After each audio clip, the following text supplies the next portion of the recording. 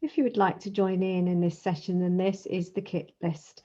It explains exactly what materials and equipment you will need. Hello everyone, my name is Hannah Collison from Inspired Creations. Forgive the setup, it's freezing cold in the studio today, but here I am about to show you how to make freesias.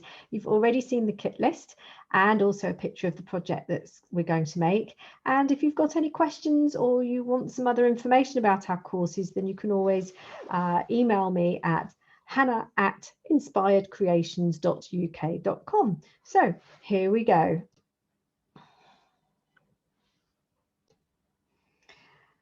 So we'll start with the center of the flower, which is embedded right in there. If I just show you the top of this one, you can see it's just in there. And you can use pre-made bobble-headed stamens like the ones in this flower, or you can use seed head stamens. You just need three double-headed strands, or you can make them by hand, which I'll show you shortly. So I'm going to use a 24 gauge wire, which is one of the thicker wires, cut in half. This is going to stabilize and give you the strength to the stem. And we're going to take three double-headed stamens. These are the seed head version. Fold those in half. So I've lined them up so that they do fold and they're all fairly at the same level. You've got a loop at the base here. And then if we place the wire halfway on top of that loop, so the wire is actually here. We don't want to attach the wire down the bottom here because this will be too loose. It won't be stable enough to hold the weight of the flower. We do actually need to overlap the stamen wires by about halfway. And then take your Stemtex tape. This is half cut, so it's a half width. Give it a good stretch right to the tip end and overlap the wire where you want it to attach, which will be halfway up the stamen. So you haven't got a lot, you've got less than a centimetre of stamen showing. And then we give that a little twist over a couple of times so that it's semi-attached. Then I'm going to take my main stem out of the way just by bending it. And your scissors, you can use, probably better to use a pair that you're not worried about blunting, and hold your scissors at an angle. So when you trim, all the loops come off, but they come off at a little bit of an angle. So when you put that back to the wire, it's going to taper. Okay, and then we want to continue with that tape strip to tape down the stem. Now you don't have to go all the way down the stem, but if you want to, if you've got a bit of tape that's not going to be useful for anything else, you can. The idea is just to tape it down at least a couple of inches so that when you tug here, it doesn't come off. And then we can open those stamen heads out just to flare them just a little bit. Now those, if you wanted to, could actually be coloured with a bit of lemon yellow petal dust. Now, if you wanted to create the stamens by hand, there's a little bit more work involved. We would be using 33 gauge wires that have been cut into quarters or thirds. And the idea here, I'm just going to show you how to make one. I've got a little bit of sugar glue in here. You could use water, and we're going to just insert about half a centimetre of the wire into our glue or water. It doesn't matter. All you're trying to do is get it wet. So the glue's only gone to about here on the end. And then into my CMC or Tylose powder, gum tragacanth, they're all the same thing. That will pick up, because you've made the stem wet, that will pick up the CMC. And if you want to, you can go back into the glue or water again and go ahead and dip back into your CMC. Just give it a little swirl. And then what you'll end up with is a bobble on the end of your wire. Now, if you wanted to, if you've got a third cut wire, you could actually then put a bubble on the other end as well, and you've made two out of one piece. So in other words, you'll get probably 6 out of 1 length of wire, which is fine. You'd leave these drying for about half an hour, and then you would tape them all in, having lined them all up level. You tape them all in at about a centimetre from where you've made the stamen head. And those, once they're dry, can be coloured with maybe lemon yellow petal dust, and you've got yourself some stamens.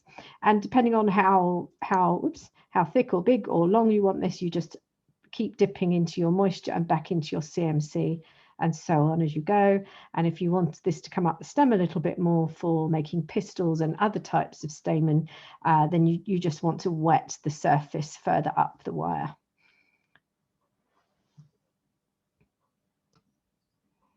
To make the flower, the main flower, we can use this cutter here, which is the proper Freesia cutter. This is from Orchard Products, but the PME cutter is also very useful. If you haven't got something that looks like this cutter particularly is quite useful because you can make daffodils or narcissi out of this one. But if you haven't got that cutter, then you can use a 6-petal cutter. The petals themselves will need a little bit more widening, but it will work. But I'm going to show you first of all with this cutter here. So I've got about a 2 centimetre ball of flower paste here. I won't need it all initially, so some of that can go under cover. Just pop that in my pot. And we'll start off by rolling the flat shape. So this is made with 2 shapes, one that's rolled flat on the board and the other one with a Mexican hat. So the flat one, just a bit of corn flour on your surface.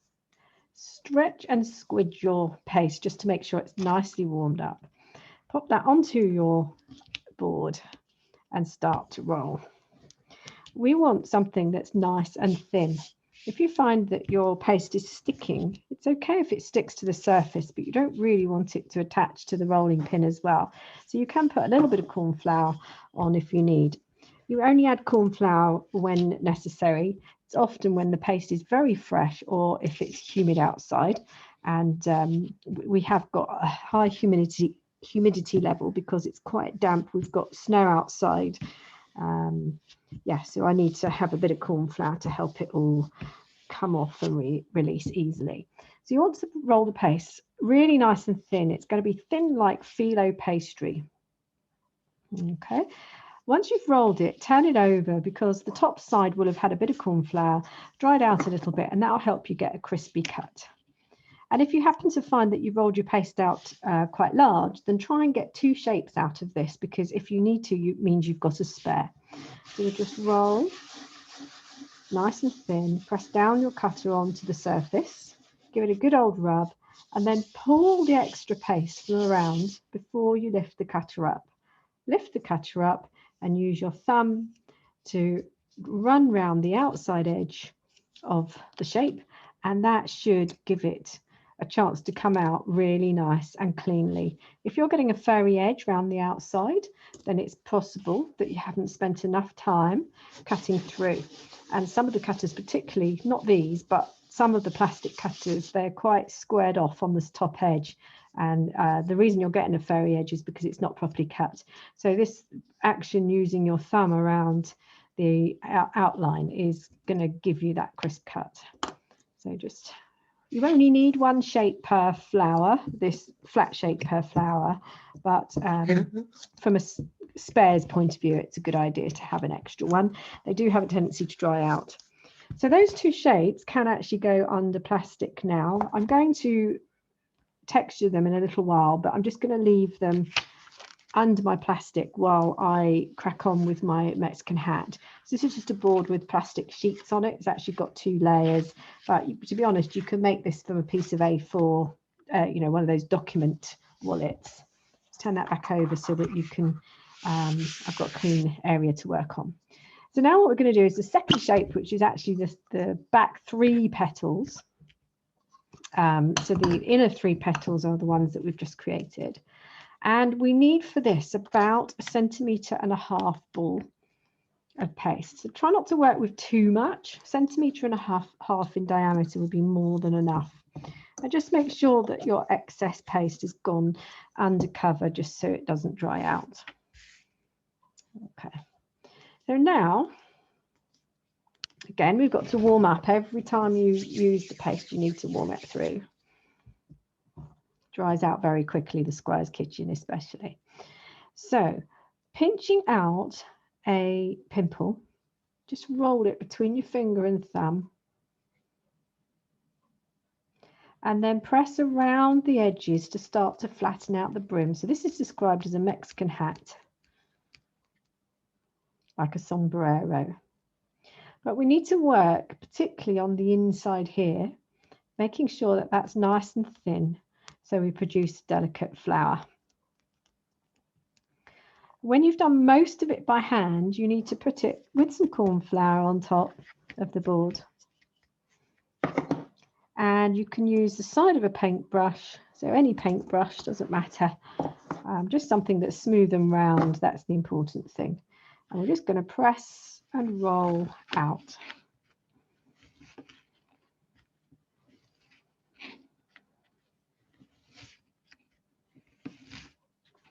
And you're getting this nice and thin. If you try and lift it, sometimes it produces a little bit of suction, so you can always peel it off from the side of the paste.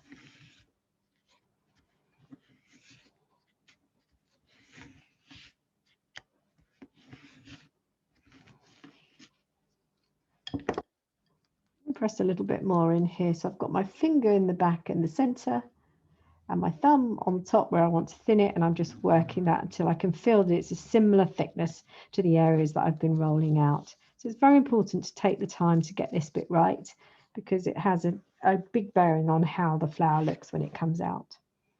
So now we've got our really wide brim and a nice pimple, the size of which will drop comfortably through the cutter. Now, if you find there's a little bit of resistance right at the base here, then you need to pinch and roll to thin the pimple. Go again. The cutter should drop nice and comfortably and easily down. So press nice and firm. Pull the excess from around. Save your excess because that can be reused. We'll use that for the buds in a short while.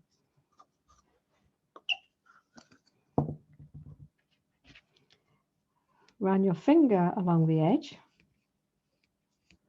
And then, if you're lucky, this pressing motion here should release the shape. If you think it's going to stick in the cutter in the first place, put some corn flour on the cutter.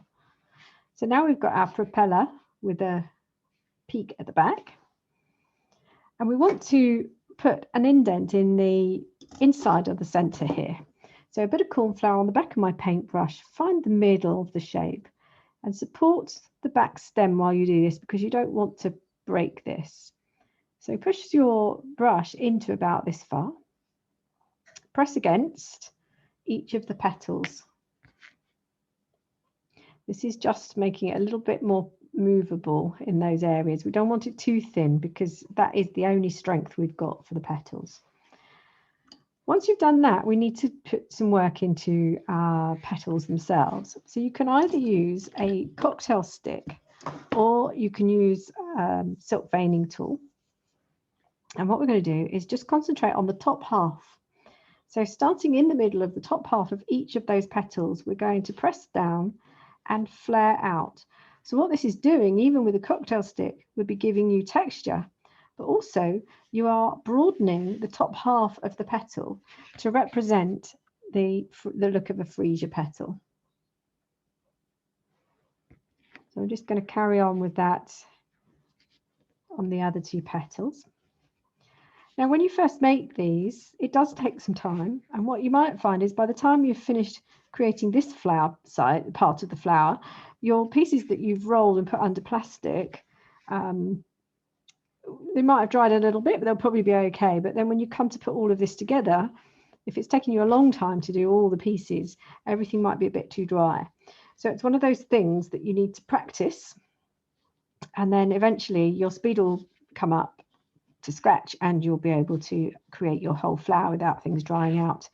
In the meantime, though, if you find that your flower petals do start to dry out and you need to soften them, you can actually boil the kettle.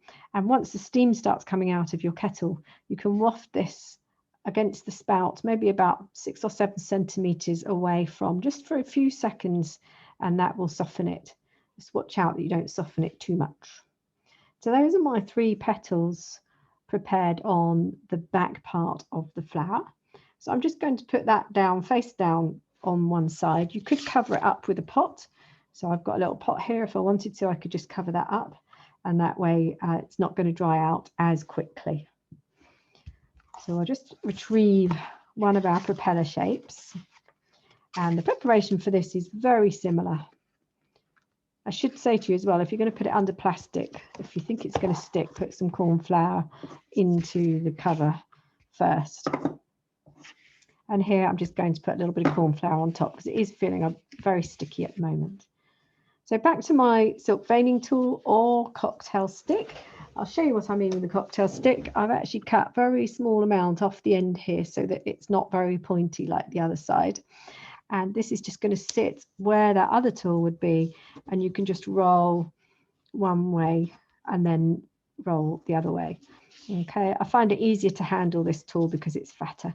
And you only really try to broaden this part of the petal. The rest of it's going to stay untouched because not only do we not want it wider, we also want something that's a little bit thicker so it's a bit more robust when we're putting it together. These flower petals as well are extremely fragile once they're dry, so you do need to be careful when you're assembling. And I have been known to actually cut all the flowers out and just use the buds because the petals break quite easily. So just broadening the last petal. And then I can show you how to put it together. Okay. So I'll bring my other flower piece in. Now we need to secure the flat set of petals to the top of the bottom set of petals. So I'm going to put a little bit of glue in the middle, only a little bit, and then catch a bit of glue on the in-betweens. Pick up your prepared flat piece and lay it over so it's completely offset. Bit of corn flour on the back of your paintbrush, and then find the center of both and gently press in. Don't push too hard because we don't want this bit to break. And then once you've got your inner petals there, you can just bring your petals in just a little bit to start to curl back in shape. Just be careful how much you handle this now because it is very fragile, and the more you bend these up and down, the more likely is that it'll all break apart. So now the last thing we need to do is actually insert our stamens that we prepared. So I'm going to start by pushing the cut end of the wire into the center of the flower and make it so it's coming out through the middle of the back stem. As I pull this through, it's going to hit a bit of restriction here, so I need to twist so it doesn't resist, just helps it come through, and you'll also get a bit of resistance up here. So again, you need to twist it. So I'm just twisting it between my finger and thumb, and then we bring that through into the flower until you can't see the green anymore. And now I need to neaten the stem because at the moment this is a little bit too chunky. So I'm just going to press at the top here and start to bring the paste down the wire a little bit. And as I do, if the stamen moves, you can just readjust. We're going to be able to work out roughly where I want to trim this in a minute. So I'll just bring it down. You can, between your finger and thumb, you can work on this as well. But I know there's too much on there already, so I'm just going to measure maybe 1 centimetre from here to here. And that is where I would take the excess paste off. I'm just using my nails to break it. That piece we can reuse if it's not too dry, but now I can bring the main stem down a bit further. And if you can, it's a good idea to kind of support the flower on one of your pointing fingers and then put the other pointing finger on top and kind of roll a little bit. Now, you might find it a little bit tricky to start with, but it's actually the easiest way to secure the paste on the wire. If you keep twiddling like this, what you'll find is it will hollow out. So just check from the top, push it down a little bit if you need to. Finish off the base. And we need to cut a calyx in here as well at the bottom of the flower. And we're going to do that to all the buds when we make those. So we're just holding the scissors at an angle and just close up a little bit so it cuts a fraction at the top. We're just going to turn, and then you position the scissors again and just close the scissors up just enough to produce a little indentation that looks like a fake calyx. Now, the last thing is to position the flowers. So the inner petals, the top petals that you put in last, need to curl back but be coming a bit more closed up. And the other ones you've already shaped, so they'll be a bit more open. So the idea is that you have the 3 inner petals more closed up than the outer petal. And the best suggestion I can make is that as they're drying, they could really do with being hung upside down. And obviously when you're trying to position your petals as well, it's much better to hang the whole thing or hold the whole thing upside down. And try not to keep doing this, because each time you do that, you're weakening the joint and possibly it could fall off. So to set this to dry, I would make 2 bends. The stem's longer and that stem would go into your oasis. So you'd hang it upside down and this flower would be hanging over the edge of your oasis to dry. And I would say within about 20 minutes, if you're using the Squire's paste, you should be able to colour.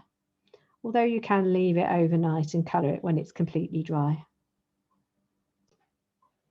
Okay, so if you haven't got this cutter and you have got this cutter, then you can adapt what you're doing, and this will make you a freesia, which is, I suppose, a little bit quicker, but maybe not as accurate. Basically, it does all the petals in one go. So what you're doing is taking a 1.5 centimetre ball of flour paste. You can't make this out of sugar paste. You have to make it out of flour paste. Sugar paste, it won't dry. It's got glycerin in it, so it'll be far too soft for you. So I'm going to create my Mexican hat in exactly the same way. So this is just showing you an alternative method and cutter. So we do most of the work by hand, putting your finger and thumb into the center, making sure that that area down the bottom is nice and slim. Take your corn flour, make sure that you've got enough on there so that your back of your paintbrush doesn't stick, and then you can roll in. You can use a cocktail stick or a cell pin, a tiny cell pin for this bit if you wish. So we need to make this piece big enough to fit the all-in-one cutter. We're just going to roll all the way around the outside edge.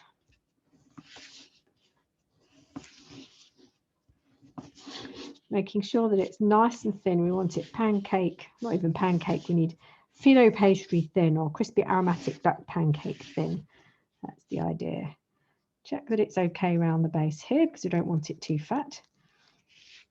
And then you're ready to put your cutter on. If you think your cutter's going to stick, then just put a little bit of corn flour onto there and then drop that shape straight the way down. And pull the excess around once you've rubbed the cutter onto the surface. Just, you can use that piece of paste again, so just pop it somewhere so it doesn't dry. Run your finger along the edge of each cutter, each petal, sorry, and then just try and press it out using your finger. Failing that, you can put something like a paintbrush in there to poke it out. Okay, so that gives you your shape. And you've got 6 petals, the same as the freesia, but of course you've only prepared one petal shape. So just find the center with the back of your paintbrush, press against here so you're not creating too much stress. The paintbrush has gone in about this far. When we remove the paintbrush, you'll find you've got a nice hollow in the center. It looks quite a nice flower as it is. Then with a little bit of corn flour underneath, we need to go ahead and thin the edges in the same way. So we want to again work on the top half, so the pointed half here, just the tip, and broaden. So just run the tool from the middle out on both sides, avoiding working too much into the center.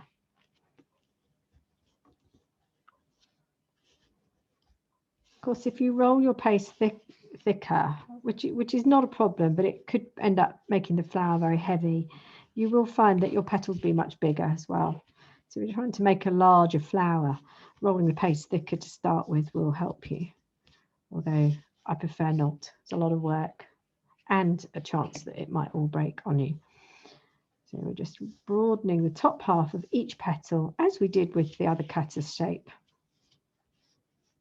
Just take care not to sandwich the two. We don't want to glue one petal on top of the other.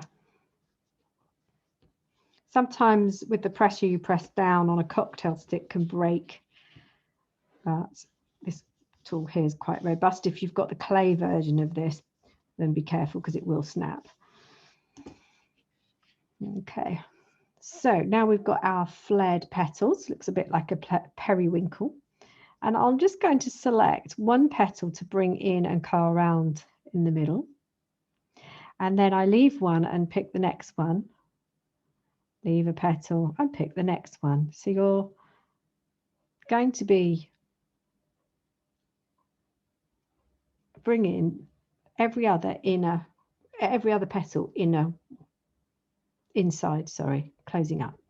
And then the outer petals, we just curl them back, but we keep them fairly open. So you can see that you've got a similar shape to the fruit. I can't remember what flower I'm making, the Freesia. It's just you've done it all in one. And then we're ready to put our wire in. So we've prepared the stamen. As you meet the wire, you're going to have a bit of resistance, so twist the wire just so it doesn't tear the paste. The same when you get to this thicker part up here, just give it a good twist. And then we can pinch to work the paste down the wire. So I suppose in a way this process is a little bit quicker, but it's just not as accurate. I don't think anyone will notice. So we're going to, again, we need to mark with our fingernails just exactly where we want to try. You could use a pair of scissors, but we just want to take off the excess.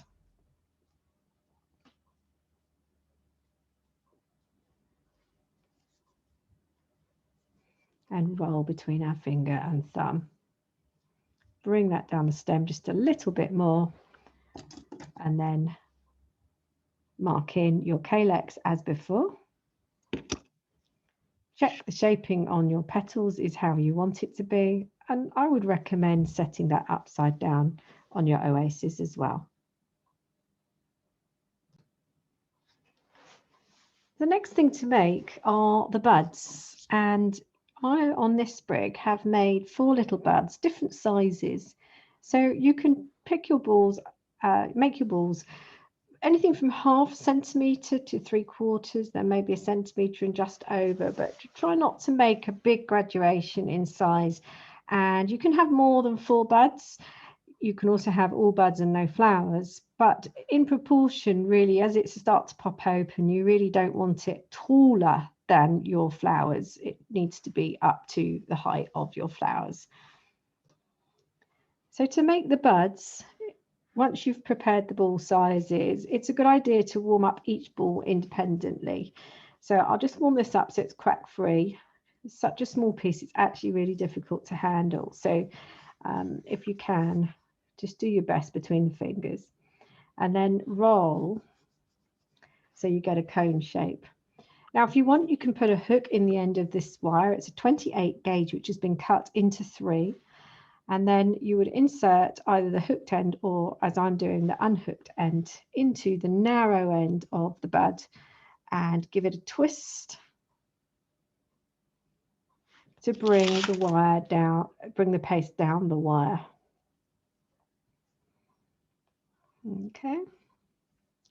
You want to leave a rounded part at the top here, and between your finger and thumb, press to get a point. This is quite difficult, so you're better off holding your finger like the bird of a beak and then pushing the wire, the paste into your finger, and as it pushes into the finger, kind of close you up to get your point. And then we're going to support the head of the bud on your hand or your finger, and then use your cutting wheel to start drawing a line that comes up and off the top. And the idea here is to draw 3 fairly evenly distanced lines, and they will represent the petals, the back petals that will open. Looks like a jasmine bud. And then, as we did with the main flower, mark in 2 marks to represent the calyx. It doesn't matter where they go, but I've just put them opposite. So that's your bud and probably your smallest bud, and you'll work up to the larger one. So do the same for the other 2. And the bigger the ball, the easier it is to manage the rolling.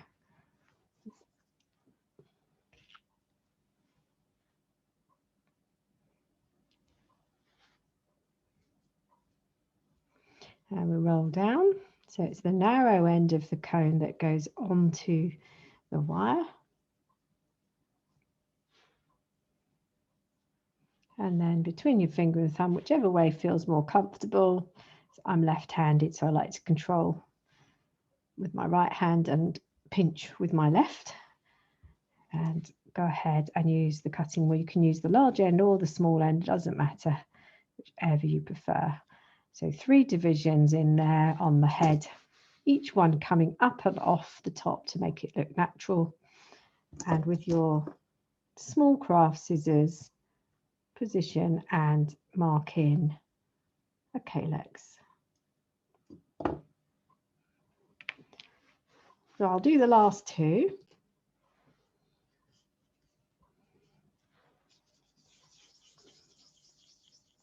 Into a ball, into a fat cone. Don't make it too pointed. It makes it harder to get the wire in, especially if you've got a hook.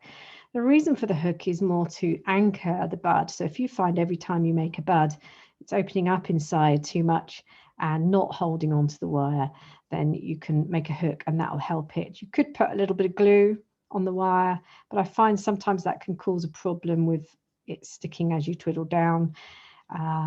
Or if for some reason it's loose, you can definitely you can pull it away from the wire and actually put a bit of glue in there and push the dry buds back on, and you'll find that you'll be able to it'll stick after about half an hour, I would have thought. So 3 division lines. It has a little kind of slight curve to one side, this as well. And some of these freesia buds you find are not overly pointed.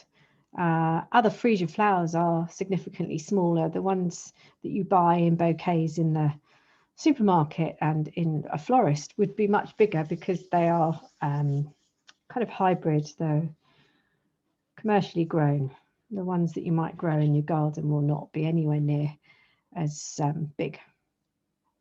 If your wire's a bit crooked on one end, then churn it over, pick the best end to go into your paste. And never trim any of the wires. Leave everything the length they are when you make your flower. And that way you can always trim afterwards. You don't want to get to the point where you're having to add wires to extend things.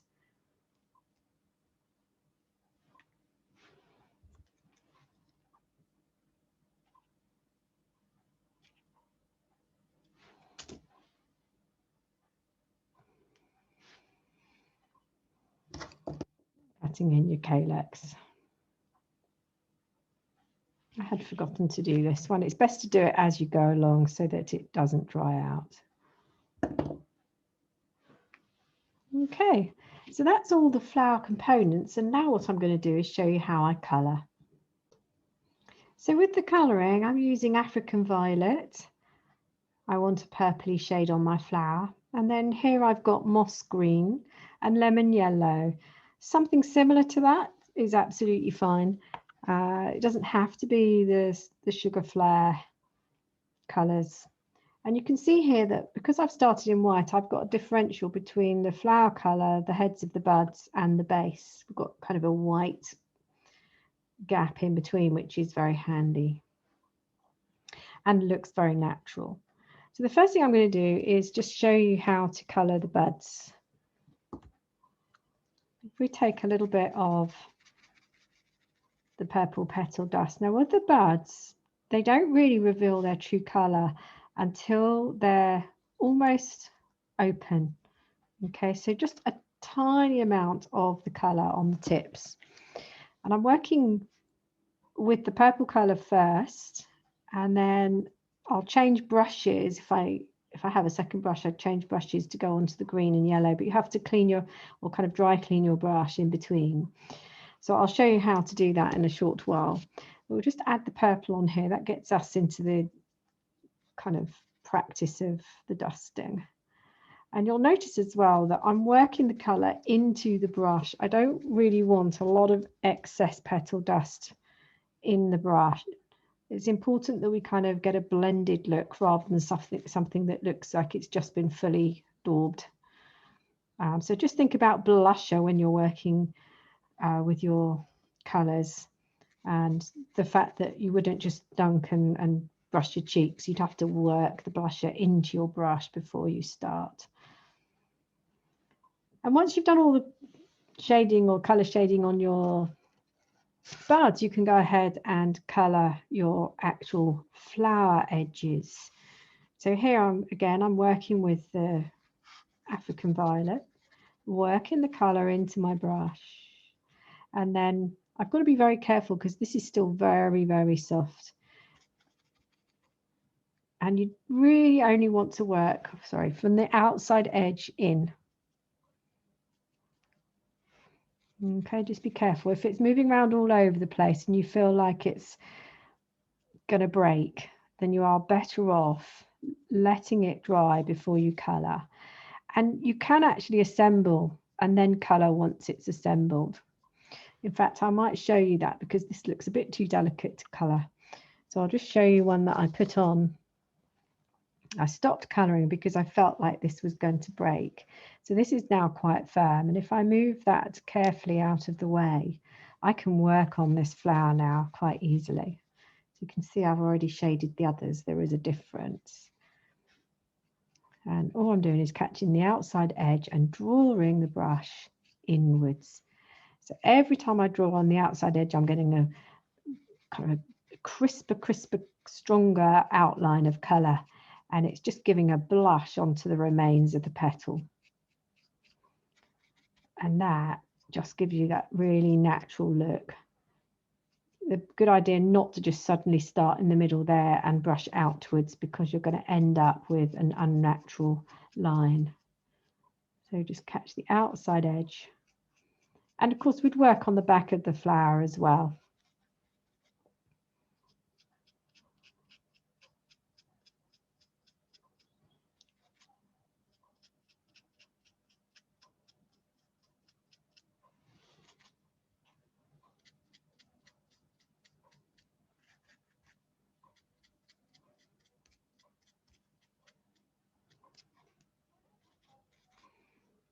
So bringing on a little bit more colour onto the brush each time you do this.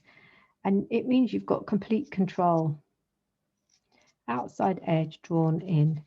As you feel a bit more confident, you can put more colour onto the brush, but just take care for it not to be loose or very loose. You can actually use a camera lens puffer to help you blow off the excess dust. You know, it's not a good idea to blow on petals, especially if you're giving them to someone. And can you see how I've got the excess on there? If you didn't worry about that, then what you could do is, once you've made the whole flower and put it together, you could actually steam it, and that will semi-melt the paste and absorb the colour and blend it a little bit more. If you puff it with a puffer, then you'll find that it will go off, but don't do that over your colour.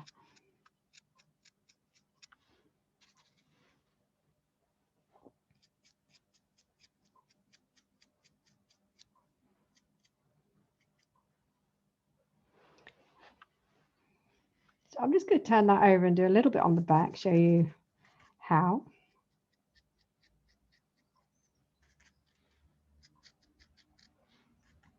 Again, I'm overdoing it a little bit here, but I'll take my little puffer. It's just like a little balloon blower upper, but it's kind of a squeezy, rubbery squeezy. If you Google camera lens puffer.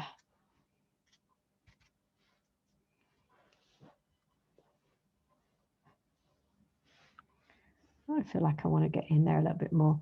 So this particular flower here was the one that was made with the all-in-one 6-petal cutter. Oh, it's a bit fragile. It's broken a little bit. And once I've done that, I can move it back into place. So you can actually colour all of this without waiting. You can put it all together and then let it dry, and then colour, either wet or dry, depending on how you feel and what the petals are doing. So here now I've got a mix of moss green and lemon yellow, and I'm just going to go from the bottom up, catching a blush of the green, just to finish off. If you wanted to, you could make the stamens, you could colour the stamens with a little bit of just the lemon yellow, but be careful again how much colour you've got on the brush, because you don't want to add that ideally into the flower. It's just really the stamens that are a little bit yellow.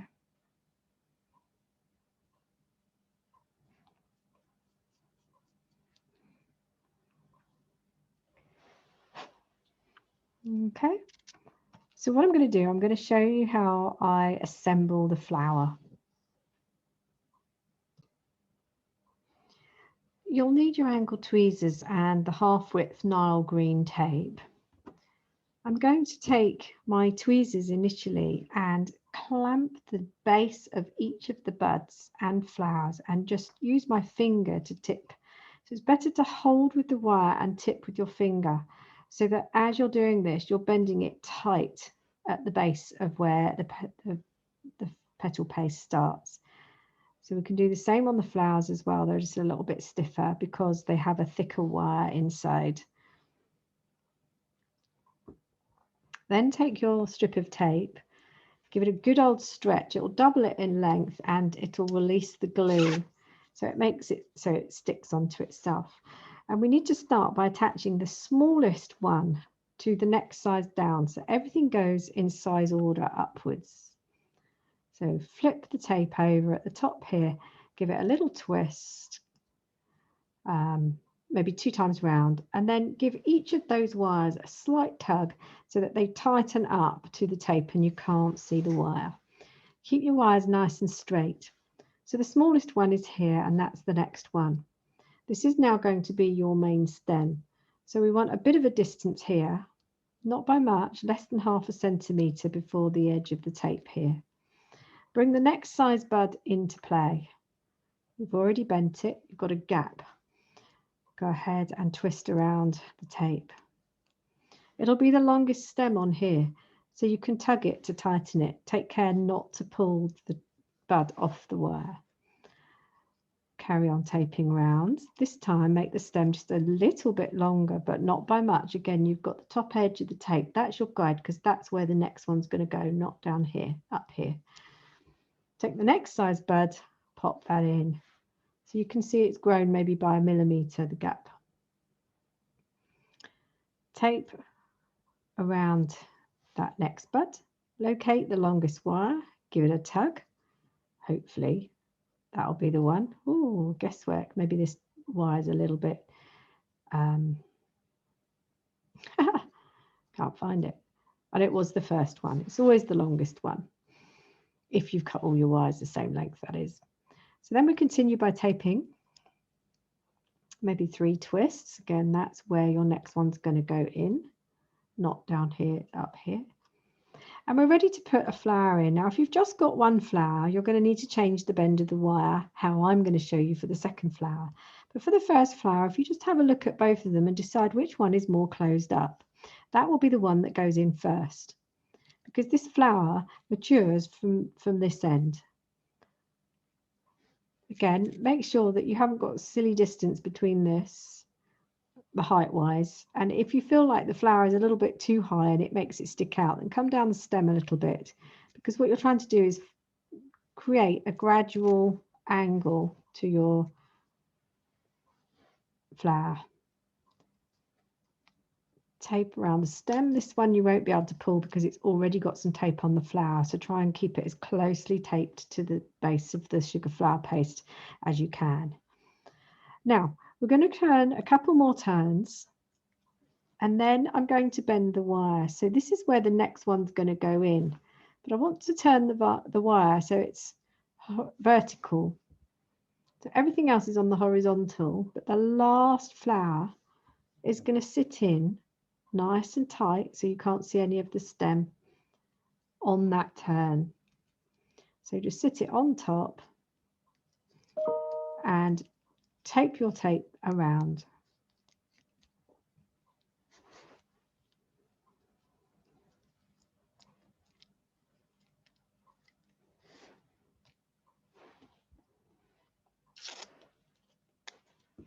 We're just going to take another strip of tape because I now need to tape all the way down the stem. So it's okay if you run out of tape, you just add another bit to it. Come all the way down. I never trim the stems, keep them as they are until you put your arrangement together. And then once you know you've got an excess length of wire, you can trim at that point. So now what we've got is a line of buds and flowers. Just take care not to catch the petals for the main flowers on the buds. But it's not finished yet because we actually need to make a bend into each of those middle wires there. So it's got a zigzag. So the way we do that is by turning down the angle of the whole stem minus the first flower. And then take your tweezers and find the middle of that stem. Clamp really tight, make sure you're not going to crash into this flower here. And bend it back up. So that's going to create a V shape. Then we come to the next flower and bend it down at the stem. Find the middle, hold on to the whole thing and bend it back up again. Then you will do the same.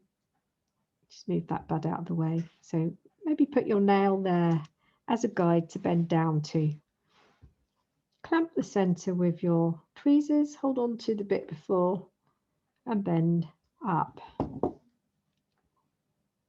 And then we do the same again on the last